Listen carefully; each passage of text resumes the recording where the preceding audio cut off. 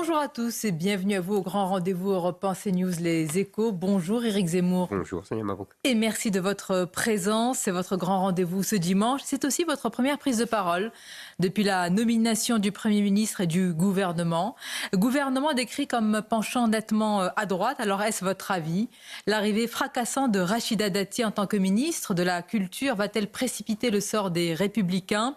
Et surtout Éric Zemmour, quel véritable changement pour les Français alors que Gabriel Attal promet le retour de l'autorité au moment où notre pays fait face à d'énormes défis sur le plan du pouvoir d'achat, de la souveraineté et de la sécurité.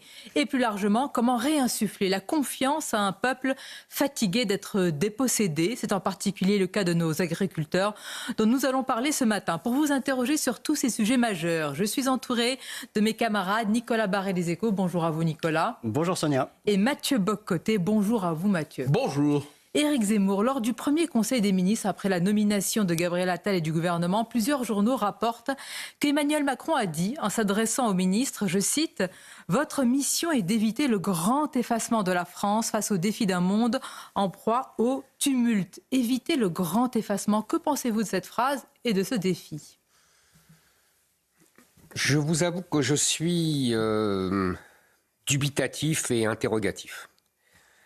J'ai le sentiment que Emmanuel Macron emprunte ici ou là des références, des allusions, des mots, et qu'il utilise un peu son double quinquennat. Maintenant, on en arrive à un septennat, comme une espèce de formation accélérée.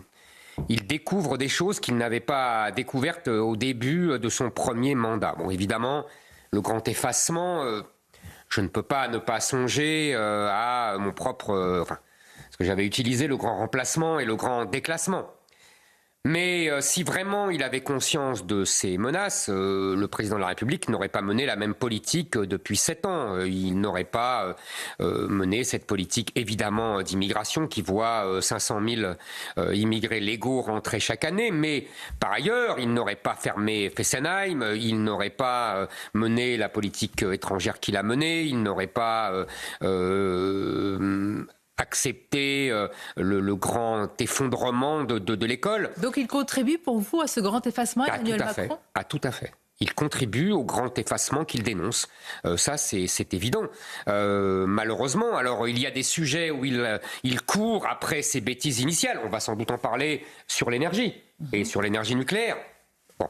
Mais pour le reste, je ne vois pas en quoi il a corrigé ces funestes erreurs du début. Est-ce que justement, à l'aune de ce remaniement et de la nomination de ce Premier ministre, c'est une correction ou un changement de cap? C'est la question que l'on pose. Et est-ce que vous êtes d'accord pour dire, vous partagez l'idée qui est celle d'un coup de barre à droite et même à droite toute? Vous savez, je parlais tout à l'heure d'un septennat d'Emmanuel Macron. Il y a eu déjà beaucoup de coups de barre. Là, on peut parler d'un coup de barre à droite, je lis ça comme vous, évidemment, qui succède au coup de barre à gauche de 2022, qui lui-même succédait au coup de barre à droite de 2020, qui lui-même succédait au coup de barre à gauche de 2017. Vous savez, j'ai l'impression, quand on retourne le en même temps, qu'est-ce qui reste? Le en même temps. Donc on a l'impression d'une espèce d'hypnotiseur qui agite, mais qui n'endort plus personne. Mais quelle cohérence retrouvez-vous à travers cela? Ben justement, la cohérence de l'incohérence. C'est-à-dire de la succession de coups de barre successifs parce que il ne maîtrise pas, il court après l'opinion, il court après ses besoins tactiques. Mais vous ne prêtez pas de vision d'ensemble au président de la République qui ferait en sorte que malgré tout, à travers tout cela, il y a une espèce de vision qui se dégagerait? Ben, malheureusement, non. À part peut-être sa vision sur l'Europe... Et encore, où là, malheureusement, j'allais dire, il a une vision très fédéraliste. On sent bien que, sans prononcer le mot, il rêve d'États-Unis d'Europe. À part ça, je ne lui vois pas de cohérence. Il n'y a pas un vocabulaire un peu plus de droite quand même, avec des mots d'autorité, d'ordre. C'est ce qu'incarne un peu Gabriel Attal. Quand vous avez raison, il y a des mots qui sont employés, vous n'avez pas tort. Maintenant, j'aimerais bien qu'il y ait des actes à la suite des mots. Parce que, je vous répète, il emploie des mots parce qu'il voit bien que l'opinion le souhaite et le réclame, et que lui-même dans ses fonctions, ce que je disais tout à l'heure, le côté centre de formation de stage de l'ENA, vous savez, il apprend. Ça ne veut pas dire qu'il ne comprend pas et qu'il n'apprend pas, mais ça veut dire que le temps passe et les dégâts deviennent de plus en plus irréversibles. Alors, il y en a un qui apprend vite, semble-t-il, c'est le nouveau Premier ministre dont on décrit une ascension fulgurante. Que pensez-vous, plus personnellement, j'allais dire, de l'homme? Et puis j'ajoute aussi, est-ce qu'il a un bilan à vos yeux, Gabriel Attal? Je le connais mal, je le connais comme tout le monde, de ce que j'en vois à la télévision. Comme vous dites, il apprend vite, il est plutôt talentueux. Maintenant, pour le reste, est-ce qu'il a un bilan? Non, le seul bilan qu'il ait, c'est l'interdiction de l'abaya. C'est pas rien à vous entendre. C'est pas rien. Ce n'était pas que des mots. Les mots, les actes. Là, pour une fois, vous avez raison, il y a eu un acte. Le reste, ce sont des annonces. Je ne vais pas critiquer ces annonces en tant que ministre de l'Éducation nationale, puisque c'était mon programme. Je ne vais pas critiquer les classes de niveau, par exemple, puisque c'était en vérité la suppression du collège unique que je réclamais. Donc, je ne vais pas critiquer dans les mots. Mais il n'a pas eu le temps de le mettre en œuvre. Et moi, je peux vous dire, pour être président d'une association, vous savez, les parents vigilants de 75 000 membres qui nous font remonter des informations sur l'école, la catastrophe continue. Le niveau est toujours aussi faible, le wokisme entre comme dans du beurre, les enfants sont toujours troublés par les propos sur le genre, vous savez, sur les dysphories de genre. Vous avez vu que le Conseil d'État récemment a entériné une circulaire de M. Blanquer, que j'avais trouvé à l'époque scandaleuse, et qui favorisait ces changements de genre pour des enfants. Voilà, tout ça... Le passage de Gabriel Attal à l'éducation n'a rien changé, n'a entraîné aucune impulsion à tout cela, parce que Mathieu Bocoté a rappelé l'interdiction de l'abaya. Oui. Il y a aussi le soutien aux professeurs mis à mal sur la laïcité. Il y a aussi, vous l'avez dit, les classes de niveau. Elles sont... Les classes de niveau. Alors quelqu'un plutôt anti-woke, Gabriel Attal? Non, tout à fait. Je vous dirais, les classes de niveau, c'est le plus important. Parce que c'est vraiment le cœur, pour moi, de la catastrophe depuis 50 ans, c'est-à-dire l'invention du collège unique dans les années 70. Mais ce n'est pas encore fait. Vous avez vu qu'il y a des résistances énormes. Donc, il faut absolument que ça soit fait. Est-ce que le successeur de M. Attal... Madame Oudéa Castéra va le faire, je n'en sais rien. Ce que je sais d'elle, c'est qu'elle s'affichait avec un maillot arc-en-ciel dans les tribunes de la Coupe du Monde au Qatar pour bien montrer sa révérence vis-à-vis du lobby LGBT. Je ne trouvais pas ça à l'époque. Opposition à ce moment-là, ou son opposition à ce moment-là, dans ce cadre justement de ce grand événement sportif, oui. À des régimes qui maltraitent les oppositions. Mais dans ce cas-là, il ne faut pas y aller. Vous savez, moi, je respecte tous les régimes et tous les peuples et toutes les identités culturelles. C'est pas moi, pour défendre l'identité culturelle française, que je vais me mettre à critiquer l'identité culturelle du Qatar. Ils ont bien le droit. Madame Oudéa Castéra n'a absolument pas de légitimité à venir donner des leçons de morale aux Qataris. Voilà, comme je ne supporte pas que des gouvernements algériens ou qataris nous donnent des leçons sur notre laïcité ou sur notre identité culturelle. Enfin, sur l'éducation, sa feuille de route est quand même assez claire. Elle s'inscrit dans le sillage de Gabriel Attal. Apparemment, mais vous savez... on a connu Attal qui a succédé à Pape Ndiaye qui a succédé lui-même à Blanquer. Vous voyez, tous ces... Justement, quelle colonne vertébrale Emmanuel Macron? Il n'y en a pas. Ben non, excusez-moi. Blanquer et Pape Ndiaye, c'est l'eau et le feu. Pape Ndiaye et Attal, c'est de nouveau l'eau et le feu.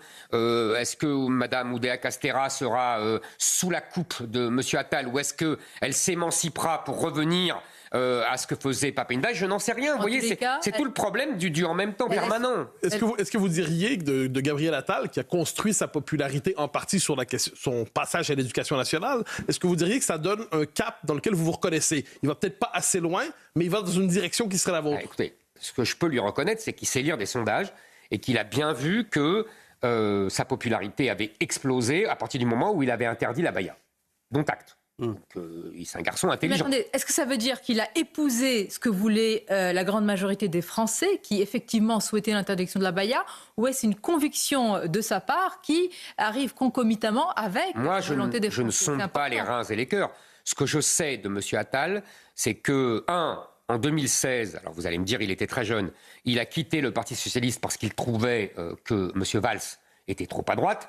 Et qu'aujourd'hui, il interdit la baya. Je pense qu'il a bien compris que l'opinion le voulait massivement. D'ailleurs, vous avez vu, ces sondages ont pris l'ascenseur immédiatement après. Donc il n'avait pas tort. Oui, mais là, vous nous parlez d'immédiateté avec les sondages. Donc vous ne voyez pas derrière justement cette image quelque chose de plus consistant, d'une épaisseur politique? Pour l'instant, je ne le vois pas. On verra bien, à l'usage.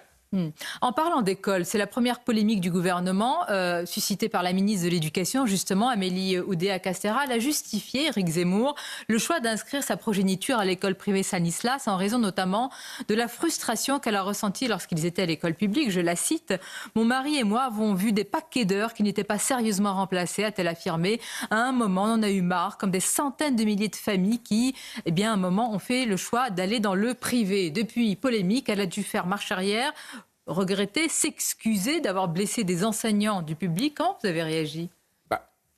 D'abord, je trouve que ces excuses et sa marche arrière, comme vous dites, augurent mal de ce que pense Mathieu Bock-Côté. C'est-à-dire que je vois plutôt une soumission immédiate aux pressions médiatiques et autres qui ne me donnent pas confiance. Mais passons.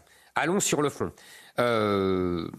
D'abord, je voudrais dire que les polémiques sur le privé et le public sont complètement désuètes. Prenons un peu de hauteur. On sait bien que le conflit entre le privé et le public, c'est un conflit, je veux dire à l'école, un conflit du 19e siècle, quand il y avait les fameuses deux jeunesses qui s'affrontaient, l'une chez les curés, l'autre dans l'école de la République, l'une plutôt catholique et monarchiste, l'autre plutôt laïcarde et républicaine. Enfin, tout ça est révolu depuis très longtemps. Donc oublions ces querelles-là. Moi je crois qu'aujourd'hui le privé est devenu, un peu paradoxalement d'ailleurs, le dépositaire des méthodes anciennes et excellentes que le public utilisait jadis et que tous les parents qui le peuvent, évidemment, parce que ça coûte cher. En tout cas, le privé hors contrat, ça coûte très cher. Et donc, les parents mettent leurs enfants pour éviter les ravages du pédagogisme, de la baisse de niveau. Donc, une ministre le reconnaisse ainsi, ça n'a pas l'air de vous choquer en réalité. Elle ne le reconnaît pas vraiment. Comment dire, elle s'accroche à quelque chose de marginal, même si c'est agaçant, les heures non remplacées. C'est pas ça le sujet. Le sujet de fond, c'est l'effondrement du niveau scolaire, c'est la violence dans certaines écoles, c'est le wokisme, c'est la théorie du genre. Et je ne vous parle pas, dans innombrables écoles de banlieue, les ravages de l'immigration de masse et les dangers pour de nombreux enfants. Vous voyez, voilà. Mais en l'occurrence, la ministre fait comme tous les Français. On marque une pause parce qu'on va parler d'une autre ministre également dont l'entrée a été fracassante, Rachida Dati. Quelles conséquences aussi pour les LR? Il peut y avoir une forme de tectonique des plaques qui peut également vous intéresser, Éric Zemmour. À tout de suite.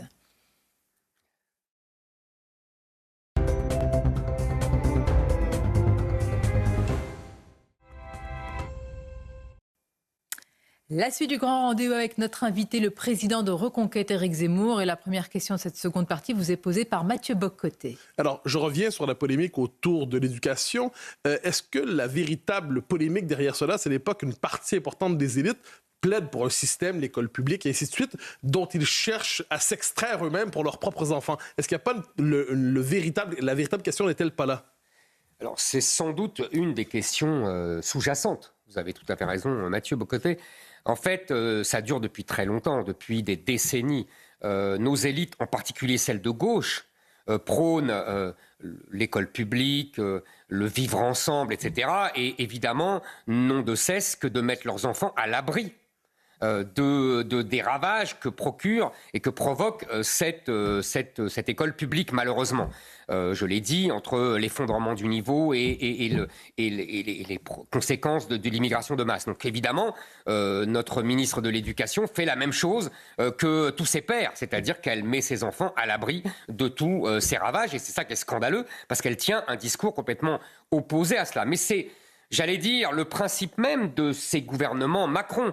Vous m'avez dit tout à l'heure, virage à droite, discours à droite, ordre, tranquillité, etc. J'entendais déjà... Les mots que vous avez employés vous-même. Absolument, j'entendais déjà Nicolas Sarkozy parler comme ça, j'entendais déjà Manuel Valls parler comme ça.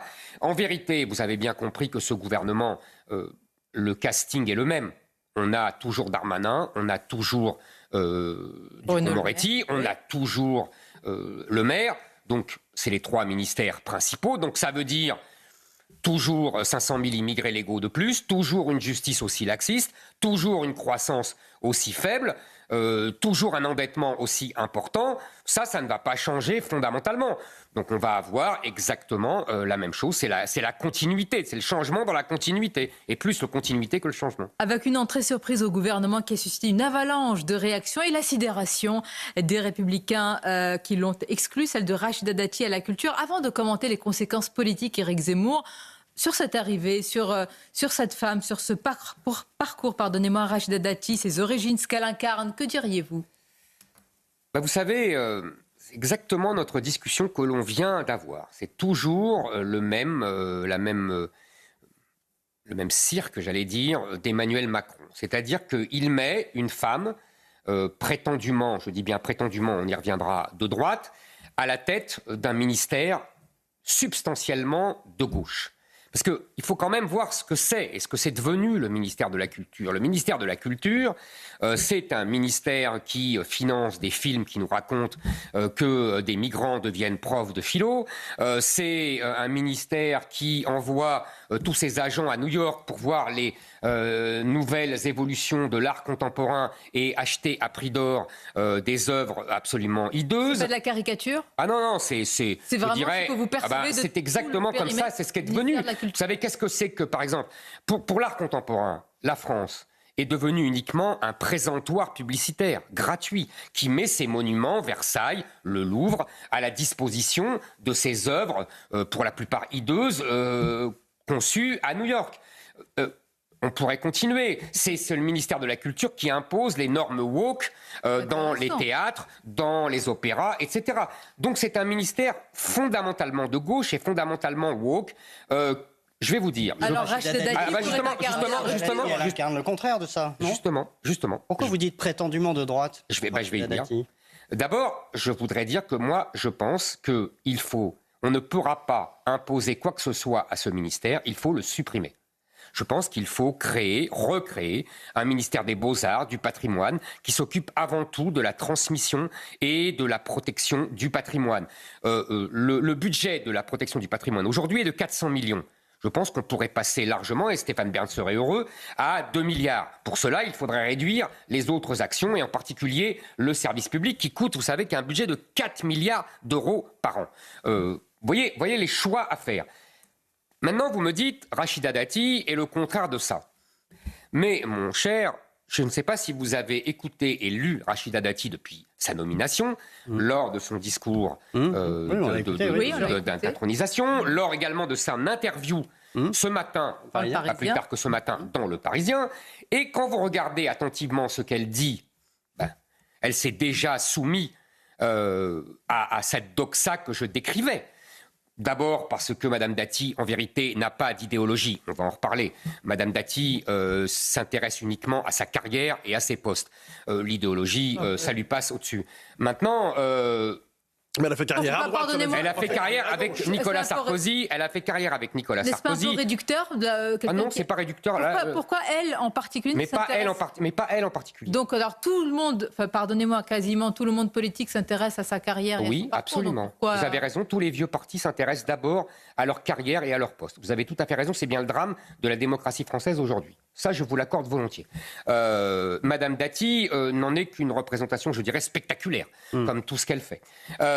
Maintenant, Regardez ce qu'elle a dit. Je reviens à ce qu'elle a dit. Elle a parlé de lutte contre les discriminations. Elle a parlé de diverses choses, de culture populaire. Qu'est-ce que ça veut dire, ça culture populaire? Parler. Non, parce écoutez, que maintenant, c'est l'inverse de la culture élitiste. Non, je vais vous dire pourquoi. Parce que populaire a été complètement biaisé. Parce que maintenant, on parle de quartiers populaires pour les quartiers islamisés. Donc, ça veut dire en vérité la culture amenée aux jeunes de banlieue. Ça veut dire encore plus d'argent dépensé pour rien. Vous avez vu, par exemple, je vous donne un exemple. Le pass culture. Annoncé à grand renfort de publicité, qui a coûté 200 millions d'euros. Qu'est-ce qu'on se rend compte de quoi? On se rend compte que ce pass culture a servi avant tout à acheter des mangas. On n'a pas vu les jeunes se précipiter sur Balzac ou Chateaubriand. C'est d'ailleurs tout à fait logique, puisque on ne leur apprend plus vraiment à l'école. Cela, donc, évidemment, avec l'argent qu'on leur donne, ils vont acheter... Non, mais parce que je ne veux pas de faux semblants. Vous dites qu'elle s'intéresse d'abord à son parcours. Mais Absolument. le premier mot, quand un ministre de la Culture dit qu'il parle d'abord et qu'il veut mettre en avant la culture populaire, à l'inverse d'élitiste, je pense que ça vous parle. C'est un parcours quand même de la méritocratie républicaine. Rachida Dati, quoi qu'on en pense. Non, vous n'êtes pas d'accord? Issu quand même des milieux modestes, arrivé... Ah oui, c'est sûr, mais je veux dire, elle a été quand même nommée ministre. Dans notre pays. Elle a quand même été ministre, elle a quand même été nommée, moi je me souviens très bien des conditions de sa nomination, comme ministre de la Justice par Nicolas Sarkozy. Nicolas Sarkozy l'a nommée là uniquement dans le cadre de la discrimination positive. Il disait lui-même, Nicolas Sarkozy, qu'il l'avait nommée parce qu'elle était maghrébine et d'origine marocaine. Je veux dire, elle a fait ses preuves en quoi? Mais pardonnez-moi, elle a fait ses preuves en quoi? Vous ne le voyez aucun... Non, je ne lui vois... existé par elle-même. Excusez-moi, mais en quoi, monsieur? En quoi? Je suis désolé. Dans ce cas-là, la présidente de Harvard aussi a fait ses preuves.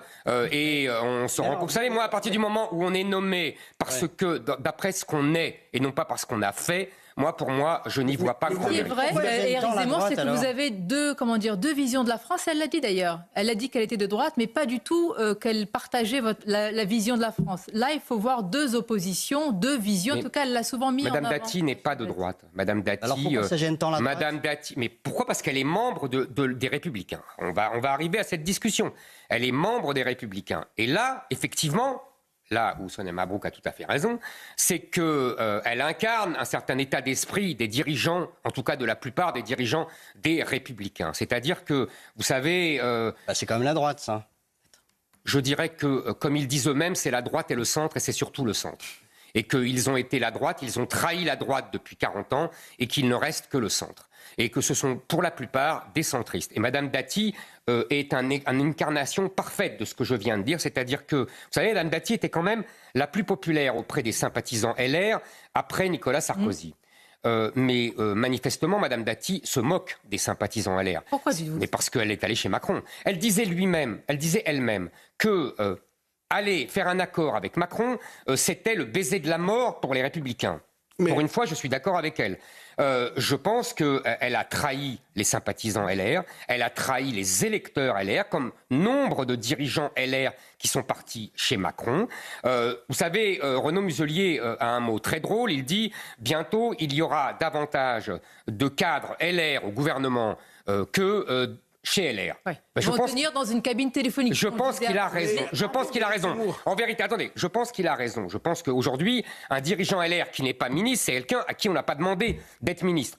C'est ça qui est grave. Moi, je considère, pour paraphraser Renaud Muselier, qu'il y aura bientôt plus d'électeurs LR chez Reconquête que chez LR. Je leur dis aux électeurs de LR, vous avez été trahis, vous avez été ridiculisés, vous avez été abandonnés. Donc je vous dis, votre maison, aujourd'hui, c'est Reconquête. C'est le seul parti de droite, vous me parliez de la droite, c'est le seul parti de la droite parce que c'est le seul parti qui lutte à la fois contre l'islamisation du pays, contre les woke, pour l'excellence scolaire et pour une économie Soyons clairs, de droite. Éric Zemmour, donc vous lancez, d'ailleurs vous pronostiquez, si je vous comprends bien, un effacement des LR définitif, et là vous êtes en train de lancer un appel, non pas au parti, non pas aux chefs et au chapeau à plumes, si je puis dire, mais aux électeurs de vous rejoindre, parce que vous seriez le seul parti de droite. Bien sûr, je fais d'abord appel aux électeurs du Parti républicain, qui sont des Français fidèles, qui sont des Français engagés, qui sont des Français qui aiment la France. Je leur dis, LR ne mérite plus vos suffrages. Aujourd'hui, voter et soutenir LR, c'est voter et soutenir un futur ministre de Macron. Maintenant, il y a des différences, si vous voulez. Le chemin pour les chapeaux à plumes, comme vous dites, de LR, ce n'est pas obligatoirement Emmanuel Macron. Regardez, moi, au début, pendant la campagne électorale, Guillaume Pelletier, qui était le numéro 2 du parti, m'a rejoint. Je sais qu'il y a chez LR des gens qui sont beaucoup plus proches de Reconquête que d'Emmanuel Macron. Pourriez-vous les nommer? Il faut... Comment? Pourriez-vous les nommer? Mais bien sûr. C'est facile. François-Xavier Bellamy, Nadine Morano, Bruno Retailleau, même Éric Ciotti, tous ces gens sont en vérité beaucoup plus proches, Olivier Marleix, et tous ces gens sont en vérité beaucoup plus proches de moi et de nous que de Emmanuel Macron. Maintenant, c'est à eux de choisir aussi. C'est à eux de savoir ce qu'ils doivent faire et où ils doivent aller. Le chemin est tracé. Et votre main est tendue. Une courte Absolument. pause et on se retrouve sur CNews et Europe 1.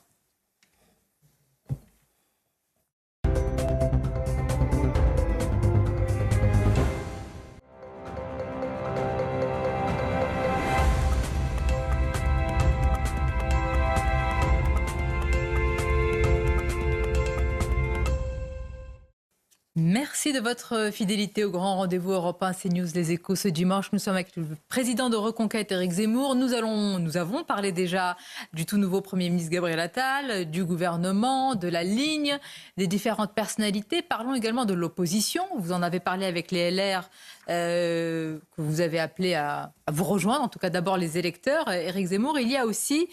évidemment, le Rassemblement national. Dans le journal du dimanche, ce matin, Marine Le Pen et Jordan Bardella se disent totalement prêts à gouverner. Est-ce que vous êtes prêts à gouverner avec eux ? Il faudrait d'abord leur poser la question.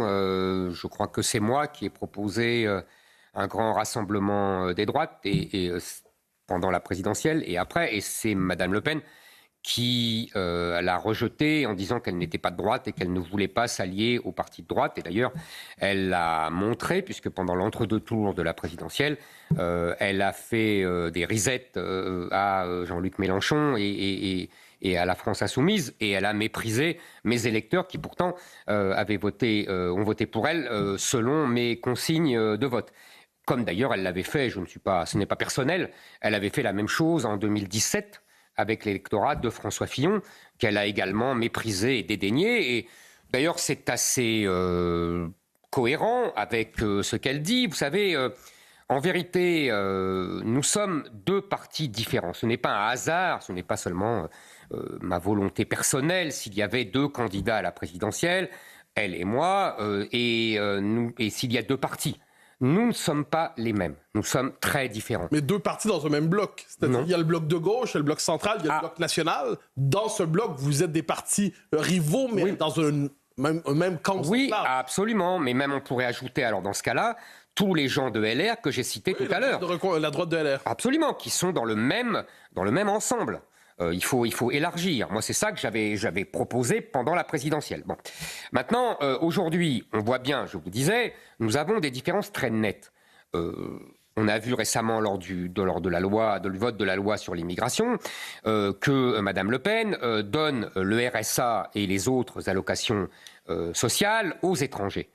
Après un certain délai d'attente. Elle appelle ça la priorité nationale. Moi, je suis hostile. Je considère que les étrangers ne doivent pas toucher l'argent de la solidarité nationale, quel que soit le délai qu'on attend. Par ailleurs, Madame Le Pen a montré également avec son groupe qu'elle refusait de faire travailler les gens qui étaient au RSA. Elle a refusé de voter ce texte. Moi, je l'aurais voté parce que je pense qu'il faut lutter contre l'assistanat.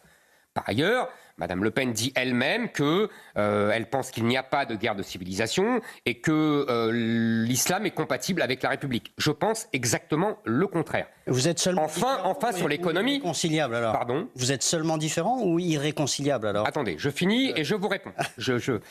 Sur l'économie, enfin, Madame Le Pen défend un programme qui aurait ravi la gauche des années 70. Moi, pas. Je suis pour l'économie de marché, je suis contre l'assistanat, je suis pour le travail et je suis pour la baisse des impôts. Alors maintenant, comment? Là, vous nous décrivez, si je comprends bien ce que vous dites, une femme de gauche. C'est vous qui le dites. Non, ça c'est ma question. Un point d'interrogation à la fin. En tout cas, elle a beaucoup d'éléments de la gauche. D'ailleurs, c'est pour ça qu'elle ne se reconnaît pas dans la droite. Elle le dit elle-même. Alors vous me dites maintenant, est-ce que c'est irréconciliable? Je ne pense pas. si vous voulez, je pense que nous avons aussi des points communs. Là, j'ai montré, si vous voulez, les différences nettes et je crois très importantes pour les électeurs pour qu'ils fassent leur choix. Après, je finis simplement. Je dis simplement, je pense quand même qu'on peut se rassembler tous, c'est-à-dire le Rassemblement national, les Reconquêtes et les LR que j'ai cités tout à l'heure, autour d'un programme commun, comme aurait dit la gauche dans les années 70, avec nos différences. Maintenant, il faut bien comprendre, il faut bien que les électeurs le comprennent. Madame Le Pen ne veut pas de ce rassemblement, ni avec moi, ni avec les gens de LR. En vérité, elle ne conçoit la politique comme une absorption. Bien, mais c'est ça. Attendez, donc je pense... Attendez, donc je pense que pour que les électeurs... Attendez, je finis. Les électeurs qui sont favorables à ce que je viens de décrire doivent voter Reconquête et mettre Reconquête en tête. Parce que seule Reconquête imposera cette alliance et cette union aux gens de RN et aux gens de LR. Maintenant, j'écoute vos questions. On va aller aussi sur, toujours en parlant en tout cas à l'aune des européennes, Gabriel Attal est présenté ou perçu comme étant, Éric Zemmour, l'arme anti-Jordan Bardella en vue justement de ces élections pour contrer ou du moins contenir le score du RN à ces élections. Rappelons que votre tête de liste, c'est Marion Maréchal. On va parler de cette génération aujourd'hui qui monte. Mais que pensez-vous justement de cette arme anti-Jordan Bardella ? Écoutez, vous savez, je n'ai pas spécialement envie de parler de la présidentielle de 2042. Moi, je reste avec les Français en 2024. Je suis plus prosaïque. J'ai bien compris que les médias qui nous avaient vendu et survendu le duo Marine Le Pen-Macron commencent à se lasser et veulent nous inventer et nous vendre le même duo en version 2.0, relooké, détoxé ou botoxé, qui était Bardella-Attal. Donc, bon.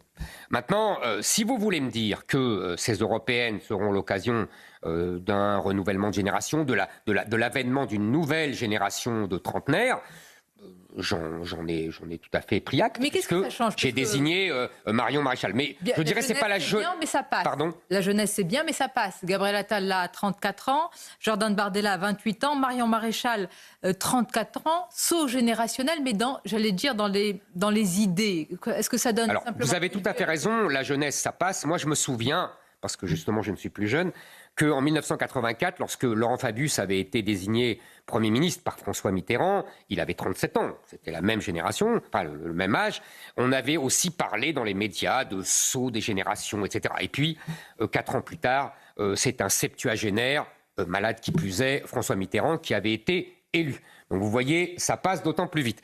Maintenant... moi, l'important, et vous avez tout à fait raison, ce sont les idées, ce sont les convictions. Et c'est pour ça que j'ai été heureux de désigner Marion Maréchal comme tête de liste aux européennes, parce que c'est une femme de conviction, c'est une femme qui est sincère, elle ne met pas spécialement sa jeunesse en avant, elle met ses idées, ses convictions, celles que je vous ai données tout à l'heure, hein, c'est-à-dire contre l'islamisation du pays et de l'Europe, Mais comment Marion Maréchal se démarque-t-elle de Jordan Bardella ? Sur quel sujet ? Mais je vais être obligé de me répéter. Non, là, je pense européennes, parce que oui, aux européennes. Je pense que Marion Maréchal et la liste de Reconquête qu'elle conduira avec des jeunes, je vous rassure, il y aura toute une nouvelle génération dans cette liste que nous désignerons. Elle pourra dire légitimement qu'elle conduit la seule liste, vous m'entendez, la seule liste qui soit contre l'islamisation de la France et de l'Europe. Jordan Bardella ne lutte pas contre l'islamisation de la France et de l'Europe. Attendez, je continue. Que ce soit non, je ne suis pas d'accord. Du côté d'Emmanuel Macron ou Jordan Bardella, je crois que personne ne va dire qu'ils sont pour l'islamisation. Oui. Je n'ai pas dit qu'ils étaient pour, j'ai dit qu'ils ne luttaient pas contre. Quand on dit, comme Madame Le Pen, que l'islam est compatible avec la République, on ne lutte pas contre l'islamisation. On parle de deux choses différentes. Ah non, on ne parle pas du tout de la même chose. Bon. On ne parle pas du tout de la même chose. On parle de la même chose. Il faudrait une heure de... Il faudrait une heure de débat, c'est vrai. Donc, je continue, mais ce n'est pas seulement ça. Madame... Marion Maréchal est également pour une économie de droite, contre l'assistanat, pour le travail, pour la production. J'espère qu'on aura le temps d'en parler. Elle est contre l'idéologie woke, elle lutte contre l'idéologie woke. Tout ça fait une spécificité qui distingue nettement de la liste conduite par Jordan Bardella. Quel est le seuil de réussite pour Reconquête aux européennes? Pardon? Parce que vous nous disiez, on va arriver en tête. D'accord, mais pour l'instant... J'ai pas dit ça. J'ai dit, Si les électeurs de droite veulent une union des droites, il faut qu'ils mettent à la présidentielle, mais je reviens reconquête quel en tête. serait le seuil de réussite? Mais il n'y a pas des députés mais écoutez, le plus possible. Je n'ai pas de, je note pas de seuil. Le plus possible de députés. Il n'y aura aucun réajustement d'arguments et de la stratégie de la campagne des Européennes eu égard à la nomination de ce nouveau Premier ministre. Et franchement, ça ne change rien. Ça ne change rien. Bien. Regardez ces chiffres, on va les voir s'afficher à l'écran, Éric Zemmour.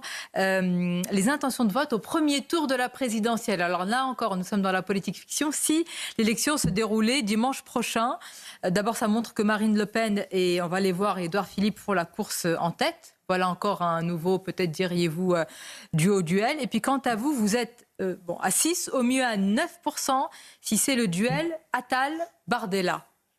Qu'est-ce que ça vous inspire ? Il y a un socle d'électeurs qui a voté pour moi, qui a résisté à la pression médiatique, surtout à la pression du vote utile pendant la présidentielle, qui me reste fidèle, qui a compris ce que je viens de vous dire. Et j'espère, à l'occasion de la campagne, qu'on peut changer. Vous savez, ces sondages-là, 3 ans et demi avant la présidentielle, j'en ai connu d'autres. Monsieur Juppé était élu, Monsieur Jospin était élu, Monsieur Balladur était élu, je pourrais même remonter plus loin, Monsieur Barre était élu. Vous voyez, il n'y en a pas un qui a été président de la République. Bien, alors parlons du présent, de l'actualité, ce qui intéresse les Français, les défis, sécurité, immigration. Et nous allons insister en particulier sur le pouvoir d'achat, sur l'économie, sur aussi une partie de la France qui se sent dépossédée. Ce sont les agriculteurs. À tout de suite.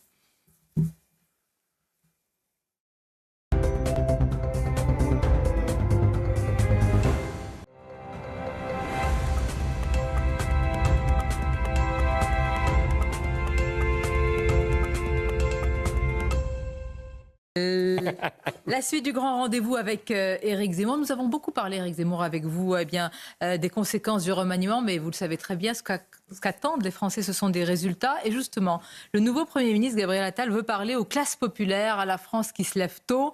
On l'a entendu dans le Nord-Pas-de-Calais avec des habitants sinistrés. Et au-delà, il veut parler à cette France qui souffre de l'inflation, aux dépossédés, comme le dit Christophe Guilluy. L'inflation est un impôt qui pèse en particulier sur les plus défavorisés, qui souvent rognent sur leur alimentation, leurs soins. Est-ce que vous croyez que ce gouvernement peut faire quelque chose quand il parle notamment d'ailleurs de la baisse des impôts ? Alors, il y a plusieurs questions dans votre question. Il y a d'abord l'inflation et puis la baisse des impôts. Parlons d'abord de l'inflation, si vous le voulez bien. C'est effectivement... Et la baisse d'impôts, non, on va en parler, puisque le gouvernement en parle depuis 7 ans, puisque nous avons le même ministre de l'économie et des finances. L'inflation, en fait, vous l'avez dit très bien, c'est un impôt non voté qui prend de l'argent à tous les Français. Alors, chacun réagit différemment. Les plus aisés payent en maugréant. La classe moyenne paye en réduisant un peu. On fait Noël sans les huîtres, on fait Noël sans le foie gras. Et puis, vous avez tout à fait raison, les classes les plus populaires, là, se restreignent vraiment, courent les magasins à très bon marché, tombent parfois dans la précarité, etc., etc. Il y a, depuis quelques semaines, une petite musique venue de Bruno Le Maire et aussi des médias qui répète que l'inflation est jugulée, l'inflation est canalisée. En vérité, c'est une erreur d'optique. On voit bien que globalement, les chiffres donnés par l'INSEE sont stabilisés, voire une hausse moins importante que celle qu'on a connue. Mais il faut comprendre que pour les classes populaires dont vous parliez, le plus important, ce sont les produits alimentaires. Or, les produits alimentaires, eux, ont augmenté considérablement. Je vous donne 2 chiffres très simples. En 2023, ils ont augmenté de 11%. Et par rapport à décembre 2021, ils ont augmenté de 20,6%. C'est colossal. Ils ne reviendront pas à l'origine. Pourquoi on a ces différences de chiffres ? Parce que c'est là aussi une vieille histoire. Vous vous souvenez, dans les années 70, la CGT avait son propre indice. Parce qu'évidemment, il survalorisait pour les ouvriers et pour les classes les plus populaires la part de l'alimentaire. L'INSEE met à 19% la part de l'alimentaire dans son budget total. Or, pour les classes les plus pauvres, c'est 40, voire 50%. Alors évidemment, quand vous avez une augmentation, vous comprenez bien, de 10%, de 20%, elle est beaucoup plus importante quand ça se passe sur la moitié de votre budget. Donc même quand l'inflation diminue, c'est comme une inflation perçue en réalité. Exactement. L'inflation perçue pour les classes populaires est beaucoup plus importante. Alors ça devient compliqué. Et ça devient très compliqué. Oui. Qu'est-ce qu'a fait le gouvernement depuis 2 ans? Il a fait des chèques. Il a fait des chèques, il a dit tel pour compenser ceci, pour compenser cela. Bon, on s'est dit pourquoi pas, c'est un pis-aller, après tout, les gens ont bien besoin de cet argent, etc. Sauf qu'on s'aperçoit de 2 choses. La première, c'est que on arrive au bout de ce système. D'ailleurs, Monsieur le maire lui-même le dit. Pourquoi? Parce qu'on a un déficit énorme, qu'on n'a pas réduit les dépenses. Vous voyez qu'on arrivera à votre deuxième partie de question, et qu'on a une dette de 3 000 milliards. On a une dette énorme qui va finir par se voir, si j'ose dire, et qu'on ne peut pas continuer à faire des chèques. D'autant plus qu'on a vu, vous avez sans doute vu l'histoire des réparations. Il y a quelques semaines, le gouvernement avait fait une aide pour dire aux Français qu'ils peuvent faire réparer leurs objets plutôt qu'en acheter de nouveaux. Ah, on a cru ça formidable. En vérité, qu'est-ce qui s'est passé? Les réparateurs ont augmenté leur prix à due concurrence du chèque fait, de 12%, je crois. Donc les réparateurs se sont enrichis, les Français n'ont pas gagné un centime, l'État s'est appauvri, il a dépensé pour rien, et donc on arrive à un système qui tourne en rond et qui n'est pas efficace. La vérité, je vais vous dire, c'est un système global. D'abord, l'inflation, c'est avant tout depuis 2 ans, et je pense que vous serez d'accord avec moi, c'est d'abord avant tout l'énergie. C'est le prix de l'énergie qui a explosé depuis 2 ans à cause de nos ennuis sur le nucléaire, à cause de l'Ukraine, etc. D'où les chèques qu'on a fait. D'où les chèques qu'on a fait. Vous n'auriez pas fait ça? Attendez, je pense que moi, je n'aurais pas dédaigné le nucléaire comme M. Macron l'a fait. Ça fait une différence. C'est que moi, depuis 7... Ah oui, je vous le fais pas dire. C'est ce que j'ai dit tout à l'heure. Il court lui-même après ses bêtises. D'ailleurs, il n'était pas le seul. Je me souviens que Mme Le Pen, en 2011, disait qu'il fallait arrêter le nucléaire aussi. Donc, tous ces gens changent selon l'opinion. Moi, depuis 10 ans, je dis qu'il faut le nucléaire et notre industrie, qu'elle est souveraine, qu'elle est pas chère. Donc là-dessus, maintenant, on est d'accord. Mais c'est fondamental. Et il faut continuer à faire des centrales nucléaires. Il faut continuer à mettre l'argent là-dessus, quitte à affronter l'Allemagne, parce que nous avons un vrai conflit en Europe avec l'Allemagne qui, comme a fait la bêtise de renoncer au nucléaire, veut nous entraîner dans sa bêtise. Mais j'ai l'impression que vous êtes souvent d'accord finalement avec Macron, parce que vous dites... C'est plutôt Macron qui est d'accord avec moi. Je suis libéral, je suis pour la libre entreprise, pour le marché, mais c'est quoi la différence avec Emmanuel Macron? Il y a des points en commun, vous avez tout à fait raison, sur le plan économique. Je vous dis, en l'occurrence, il est d'accord avec moi sur le nucléaire. Vous êtes d'accord, il a mis 7 ans à changer d'avis. Mais pour le reste, pour la lutte contre l'assistanat, par exemple, je trouve qu'il ne le fait pas assez. Pour la lutte contre l'endettement et pour la réduction... En fait, je vais vous dire, ce que je reproche à Emmanuel Macron, c'est de ne pas faire ce qu'il pense vraiment. Moi, je pense que depuis 40 ans, et là vraiment c'est global, nous souffrons d'un système fondamentalement pervers qui repose sur la consommation, sur l'immigration pour alimenter cette consommation, sur les subventions et sur les dépenses sociales pour alimenter cette consommation, donc sur la dette. Ça entraîne de l'assistanat, ça entraîne une économie de services et non pas industrialisée. Moi, ce que je voudrais, c'est changer complètement de système, faire reposer un nouveau système sur la natalité française, sur la production, sur la baisse des impôts, sur la baisse des dépenses sociales et la baisse des dépenses budgétaires. Vous baissez les impôts, la dette augmente. Oui, si vous ne baissez pas les dépenses. D'accord, donc vous voulez un système de baisse d'impôts, de baisse drastique de dépenses. Absolument, des dépenses sociales et des dépenses budgétaires. Il y a énormément de gaspillage, Sonia Mabrouk, énormément. Si vous voulez, je vous donne 2-3 exemples très vite. Est-ce que vous savez que dans le cadre de l'aide publique au développement, nous donnons en 2023 500 millions au Brésil, 500 millions au Maroc, 380 millions à la Colombie. Nous donnons même, ça c'est pour vous faire rire, 190 millions à la Chine. Nous donnons 190 millions à la première puissance du monde. Mais c'est une réponse facile. Parce que non. Étrangère, parfait, mais les dépenses sociales pour les Français. Très bien. Alors on va continuer. Est-ce que vous savez, Mathieu Bock-Côté, qu'on donne en 2023 11 milliards aux associations d'aide aux migrants, aux associations, vous voyez, toutes les associations politisées qui passent leur temps à attaquer le gouvernement. Ça, c'est des dépenses inconsidérées qu'on peut... Pardonnez-moi. Et qui font parfois le travail aussi du gouvernement. Oui. Vous coupez tout le Oui. robinet à toutes les associations. Non, pas toutes les associations. Vous Il y a faites des un associations tri sportives, évidemment. Mais les associations politisées, oui, je coupe le robinet Comment associations vous faites pour les politisées. distinguer ? C'est facile. Une association qui organise les matchs de foot du dimanche, c'est pas comme une association qui aide les migrants et qui attaque, et qui conseille les migrants pour se faire régulariser. Vous voyez, il y a une différence. Donc oui, je coupe. On peut continuer avec le... Attendez. Français tiennent Attendez. qu'il faudrait couper. Ah, alors attendez. Les dépenses sociales, on est à 800 milliards de dépenses sociales. Et vous avez remarqué, 800 milliards, Mathieu Bock-Côté, de dépenses sociales. Oui, on n'est plus dans des chiffres... Vous avez parlé d'un État quasi communiste pour la France. Absolument. Je parle. Alors, je vais vous dire pourquoi je parle d'État quasi communiste. C'est parce que nous arrivons, ça c'est un autre chiffre, à près de 60% de dépenses publiques dans l'économie. Vous vous rendez compte ? C'est un État quasi communiste. Ça veut dire que le privé ne représente que 40%.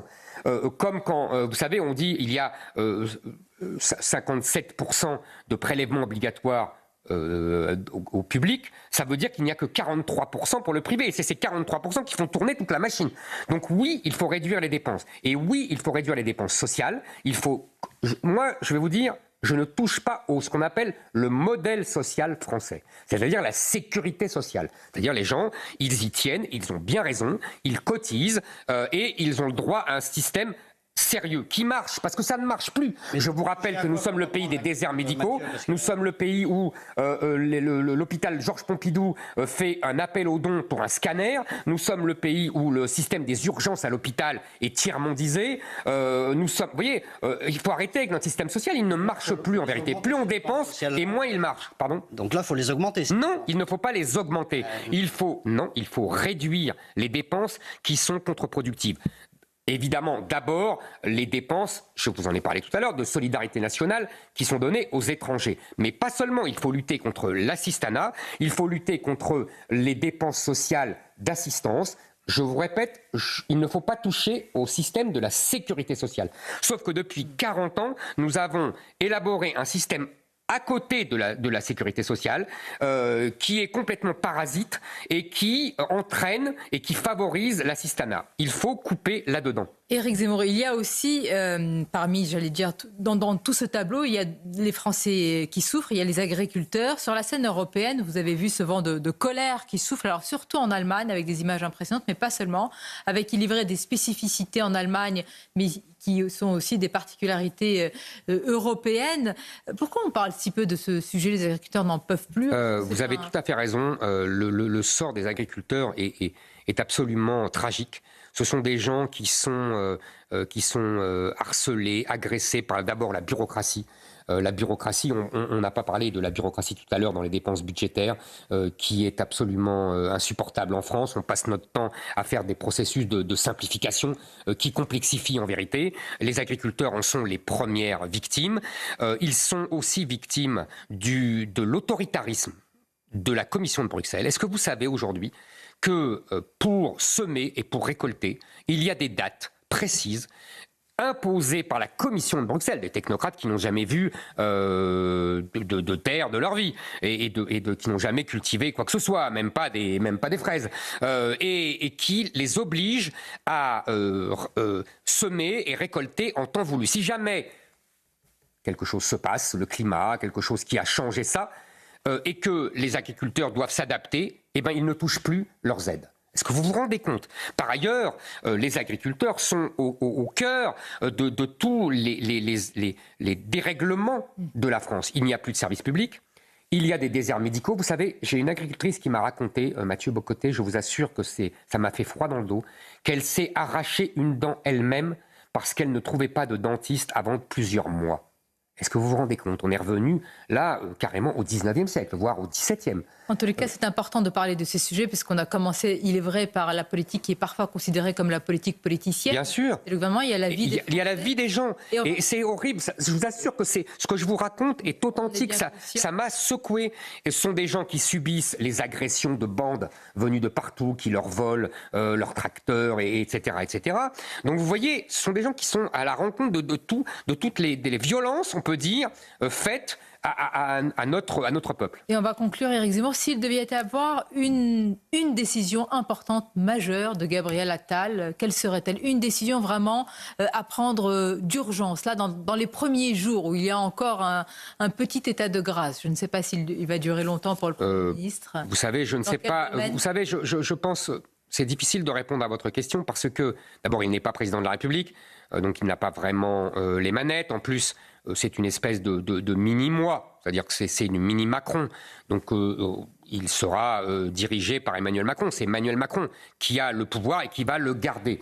Donc, il fera ce qu'Emmanuel Macron lui dira. Et pour l'instant, je n'ai pas vu de grandes réformes que moi-même j'attendais qui pouvaient sauver ce pays en grave danger. Donc, je reste dans l'opposition. On l'a bien compris. Merci Éric Zemmour. Merci d'avoir été notre invité pour ce grand rendez-vous. Je remercie évidemment mes camarades Nicolas Barret et Mathieu Bocoté. Et on vous souhaite tous évidemment un bon dimanche sur nos deux antennes CNews et Europe 1.